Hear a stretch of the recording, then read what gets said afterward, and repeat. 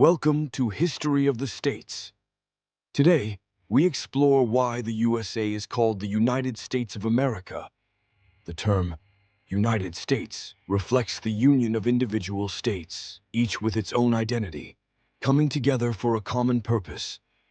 In 1776, the 13 colonies declared independence from British rule, marking the birth of a new nation. The Founding Fathers envisioned a country where states could unite while maintaining their own governance. As we look at these animated maps and historical paintings, notice how the colonies transformed into states.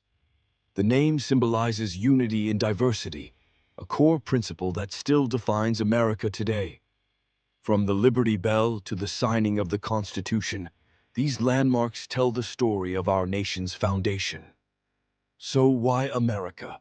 It honors the explorer Amerigo Vespucci, who played a key role in recognizing the continent. As we wrap up, remember, the United States is more than just a name. It's a story of collaboration and freedom. Thanks for watching. Subscribe for more American history stories.